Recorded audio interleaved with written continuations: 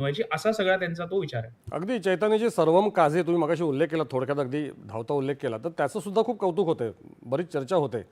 तर हे तंत्रज्ञान सर्वसामान्यांसाठी नेमकं किती प्रभावी ठरेल?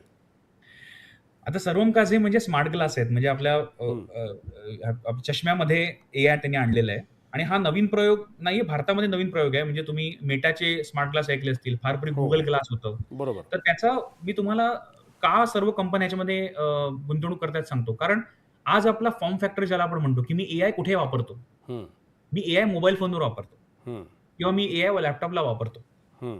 आता हे करताना मला एक्स्ट्रा स्टेप्स आहेत. म्हणजे मला समजा उद्या मी एक शेतकरी आहे आणि मी माझी जमीन गहाण टाकायला एखाद्या बँकेत गेलोय. बँकेचं सगळं जे ॲग्रीमेंट असतं, गहाणखत ते हं, इंग्रजीमध्ये आहे. बरोबर. आज मी काय करणार? आज मी त्याचे फोटो काढीन, फार ते Google Translateमध्ये अपलोड करीन किंवा कुठल्या ChatGPTला टाकीन.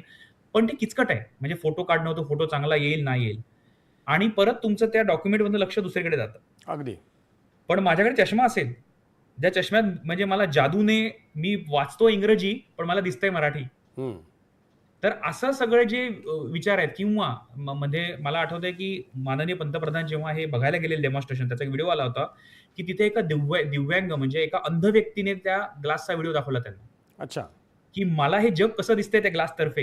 हं, म्हणजे त्या अंध व्यक्तीला तर दिसत नाहीये, पण तो चष्मा घातला, चष्मा फोटो काढतो आणि फोटो काढून त्या फोटोचा अर्थ त्याच्या कानात सांगतो, की समोर पायरी आहे, समोर झाड आहे, समोर अमुक-तमुक व्यक्ती आलेली आहे. म्हणजे या स्मार्ट ग्लासमुळे फक्त भाषांतर किंवा एंटरटेनमेंट ज्याला आपण म्हणजे पिक्चर बघणं वगैरे आपण जे मोबाईलला बघतो ते असे मला समोर डोळ्यासमोर असं नाहीये.